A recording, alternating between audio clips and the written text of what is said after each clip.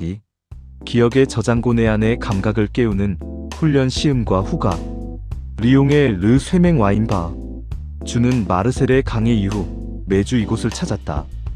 그의 수첩은 이제 와인에 대한 깨알 같은 정보들로 가득했다. 시음 노트, 품종별 특징, 지역별 테루아 지도, 심지어 와인의 눈물이 왜 생기는지에 대한 말랑고리 효과에 대해서도 알려주었다. 장력의 차이 때문에 액체가 이동하는 현상, 과학적 설명까지. 하지만 여전히 그의 코는 리슬링의 페트롤 향과 샤르도네의 버터 향을 명확히 구분해내지 못했다. 자네, 너무 머리로만 마시는군. 와인은 머리가 아니라 코와 혀, 그리고 가슴으로 마시는 거라네. 마르셀은 준에게 눈을 감아보라고 했다. 그리고는 아무 말 없이 와인 한 잔을 내밀었다. 일장 후각의 훈련 기억의 향수. 자, 향을 맡아보게. 무슨 향이 느껴지는가? 준은 눈을 감은 채 잔에 코를 박았다. 달콤하고 상큼한 붉은 과일 향이 지배적이었다. 그리고 뭔가 익숙한 향. 체리오? 어릴 적 할머니 댁 마당에서 따먹던 산딸기 같기도 해요. 마르셀이 미소 지었다. 정답이네. 피노 누아일세. 와인의 향은 우리의 잠재의식을 건드리네. 처음에는 단순한 과일 향이었지만 이제 자네의 어린 시절 기억과 연결되었지. 마르셀은 와인 향을 더듬는 훈련을 시켰다. 1차 향 프라이메리 어로머, 포도 품종 자체에서 나는 향, 과일, 꽃, 허브. 이것은 포도밭의 어린 시절을 말해준다네. 2차 향 세컨데리 어로머, 양조 과정에서 생기는 향, 효모, 오크, 버터, 빵. 이것은 양조가의 손길과 와인의 성장을 알려주지. 즉 발효 과정에서 만들어낸 미생물의 향이야. 3차 향 터셔리 어로머, 숙성 과정에서 생기는 향, 가죽, 담배, 버섯, 트러플. 이것은 와인의 지혜와 세월의 흔적이라네. 숙성 과정에서 생기는 거지. 산화 숙성은 산소와 느린 접촉. 환원 숙성은 와인이 산소와의 접촉을 최대한 차단한 상태에서 일어나는 숙성 과정 병속 대형 탱크 속에서 진행. 산화 숙성과 환원 숙성 같은, 즉 3차 향은 숙성 시간 산화 환원 오크이 만드는 깊은 향이지. 주는 매일 아침 커피 향을 맡으며 2차 향을 저녁 산책길에 맡는 젖은 흙냄새에서 3차 향을 떠올리는 연습을 했다. 그의 뇌는 와인 향을 분류하는 거대한 기억의 저장고를 만들어가고 있었다. 2장 미각의 훈련 균형의 예술. 향을 익히는 것만큼 중요한 것은 미각의 균형을 느끼는 것이었다. 마르셀은 준에게 같은 품종의 와인 2잔을 내밀었다. 한 잔은 산도가 높고 날카로웠고 다른 한 잔은 부드러웠다. 이건 산도의 차이라네. 와인의 뼈대를 이루는 핵심이지. 너무 높으면 시큼하고 너무 낮으면 밍밍하네. 와인은 음악과 같아서 이 모든 요소들이 조화로워야 완벽한 하모니를 만들어내지. 주는 혀로 와인의 무게감, 즉 바디도 느끼기 시작했다. 물처럼 가벼우면 라이트 바디, 우유처럼 묵직하면 풀 바디. 그리고 레드 와인의 탄닌은 떫은 맛을 넘어 입안에 섬세한 벨벳 같은 질감을 남기기도 했다. 와인은 결국 균형의 예술일세. 산도, 탄닌, 당도, 알코올이 저마다의 위치에서 서로를 받쳐줄 때 비로소 고귀한 맛이 탄생하는 거지. 3장 와인의 위로, 빈티지와 스토리텔링. 어느 날 주는 시리에 빠져 바르셀로나 프로젝트를 망쳤다며 푸념했다. 마르셀은 말없이 낡은 와인 한 병을 꺼냈다. 이건 빈티지 1998년이라네. 자네가 태어난 해의 와인이지. 코르크를 따자 흙내음과 함께 희미한 바닐라 향이 올라왔다. 한 모금 마시자 진한 검은 과실 향이 입안을 가득 채웠다. 이 해는 프랑스 보르도 지방에 여름 내내 비가 많이 왔어. 모두 흉작이라고 했지. 하지만 가을이 되자 기적처럼 햇살이 쏟아졌고 포도나무는 그 짧은 시간을 견뎌내 가장 농밀한 포도를 맺었다네.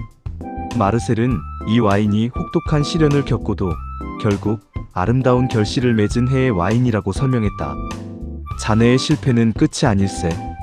포도나무가 비바람을 견디듯 자네도 이 시간을 통해 더 깊고 풍부한 맛을 지닌 사람으로 성장할 걸세.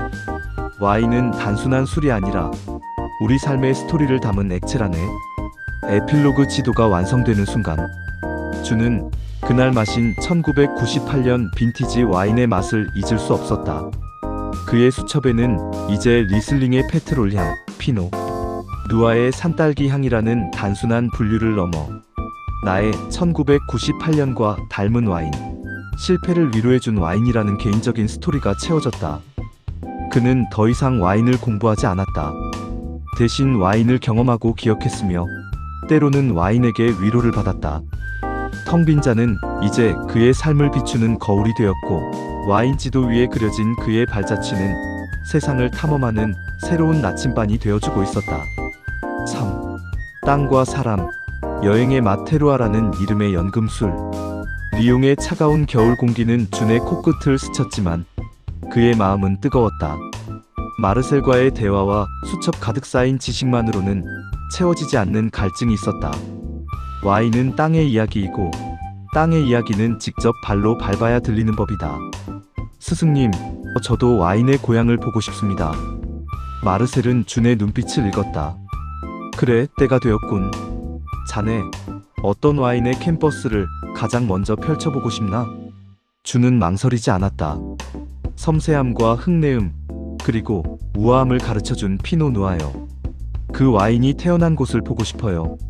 일장 부르고뉴, 섬세함의 본고장. 두 사람은 프랑스 부르고뉴의 작은 마을본에 도착했다. 리옹과는 또 다른 고즈넉한 풍경.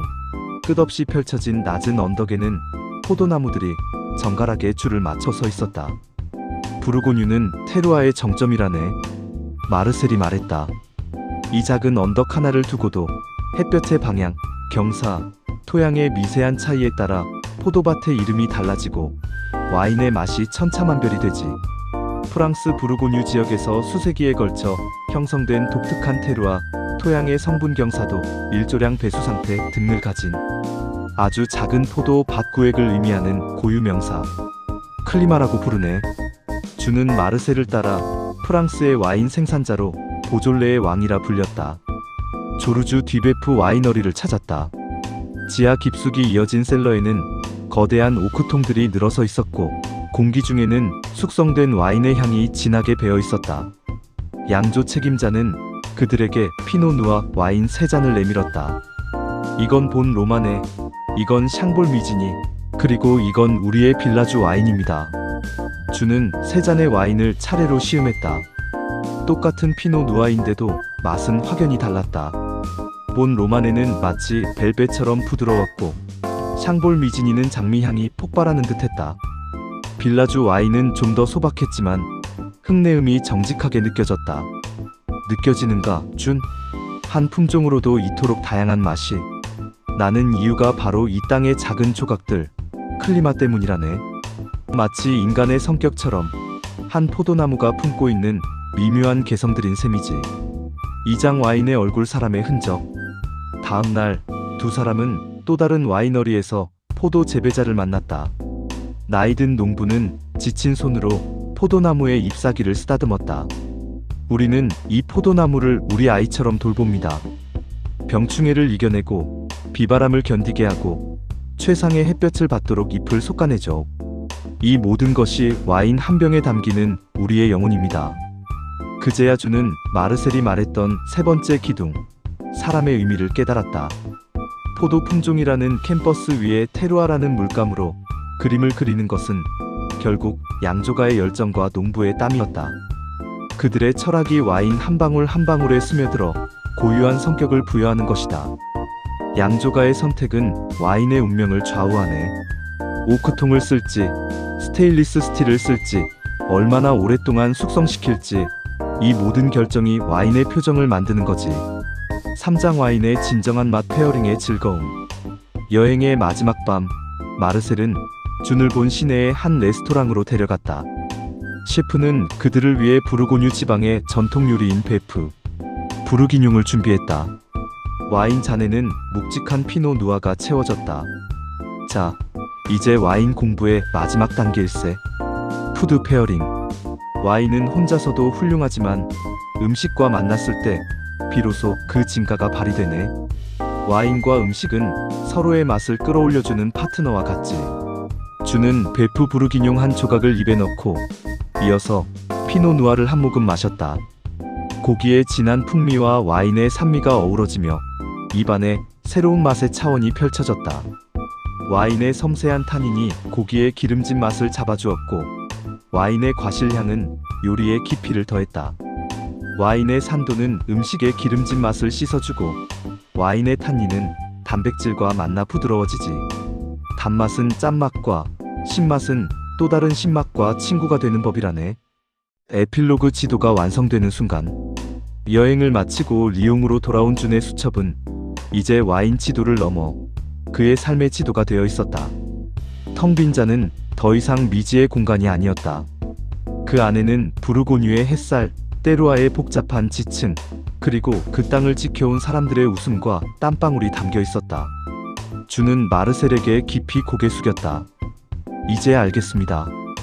와인은 단순히 포도로 만든 술이 아니라 세상의 모든 아름다움을 담아낸 예술이라는 것을요. 그리고 그 예술은 혼자 감상하는 것이 아니라 함께 나누는 것이 가장 귀하다는 것을요. 마르셀은 준의 어깨를 두드리며 미소 지었다. 이제 자네는 진정한 와인 여행자가 되었네. 자네의 잔에 새로운 지도가 그려질 때마다 나에게도 새로운 이야기를 들려주게나. 준은 자신의 잔을 들었다. 이제 그 잔은 단순한 술잔이 아니었다. 그것은 세상 모든 곳의 풍경을 담고 사람들의 이야기를 전하며 삶의 기쁨을 나누는 소중한 연결고리였다.